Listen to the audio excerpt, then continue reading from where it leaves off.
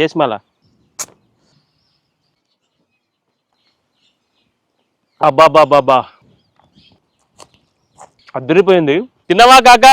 నేను మీ కాక తాళాలకు వచ్చి ఇప్పుడే మంచి కళ్ళు తీసిన దాంట్లోకి పర్ఫెక్ట్ కాంబినేషన్ మనం ఇలా రెసిపీ చేసుకుందాం. పేలాలు అండా బుర్జీ. చలో ఒక 2 ఉల్లిగడ్డలు తీసుకుందాం, ఒక టమాటా తీసుకుందాం, 3 పచ్చిమిర్చి తీసుకుందాం, కొత్తిమీర తీసుకుందాం, ఒక గంట నూనె పోసుకోరు, పేలాలు ఇలా పోసేసుకోవడమే.